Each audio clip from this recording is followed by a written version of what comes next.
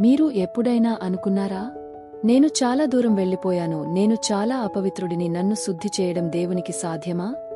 అయితే ఈ మంచి వార్త వినండి. దేవుడు హిస్సోపుతో మిమ్మల్ని శుద్ధి చేసి మంచు కన్నా తెల్లగా మార్చగలడు. మనస్సే చెడు చేతులతో పాలించిన రాజు, మాంత్రికత, విగ్రహారాధన, పిల్లల బలి, కాని జైలులో పశ్చాత్తాపపడి దేవుని క్షమను పొందాడు. దావీదు దేవుని మనిషే అయినా హత్య చేశాడు, వ్యభిచారం చేశాడు. కాని ఏడ్చి ప్రార్థించాడు, దేవా, నాలో శుద్ధమైన హృదయాన్ని సృష్టించు. దేవుడు దావీదుని మంచుకన్నా తెల్లగా శుద్ధి చేశాడు. సౌలు క్రైస్తవులను వేటాడినవాడు. యేసు ఒక వెలుగుతో అతన్ని ఆపి సౌలును పోలుగా మార్చాడు. దేవుని గొప్ప సేవకుడిగా తప్పిపోయిన కుమారుడు తిరిగి వచ్చినప్పుడు తండ్రి పరుగెత్తి వచ్చి అతన్ని హత్తుకున్నాడు, పూర్తిగా క్షమించాడు. మగ్దలేనే మరియా 7 దయ్యాలతో బాధపడింది. యేసు ఆమెను పూర్తిగా విముక్తి చేశాడు. శిలువపై ఉన్న దొంగ చివరి క్షణంలో విశ్వాసించాడు.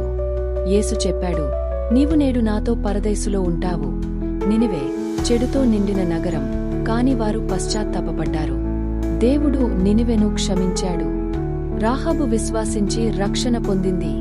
మీరు చూడండి, ఎవరూ దేవునికి చాలా దూరంగా వెళ్ళలేదు. ఏ పాపం ఆయన క్షమించలేనిది కాదు. దేవుడు హిస్సోపుతో మిమ్మల్ని శుద్ధి చేస్తాడు. దావీదు, మనస్సే, పౌలు వీరిని శుద్ధి చేసిన దేవుడు మిమ్మల్ని శుద్ధి చేస్తాడు. హిస్సోపు అంటే పరిశుద్ధత, శుద్ధత, క్షమ. ఈరోజు యేసే మీ హిస్సోపు. ఆయన దగ్గరకు రండి. ఆయన మిమ్మల్ని మంచుకన్నా తెల్లగా శుద్ధి చేస్తాడు. గతంలో అయినా, వర్తమానంలో అయినా, భవిష్యత్తులో అయినా యేసులో మీరు ఇప్పటికే శుభ్రం చేయబడ్డారు.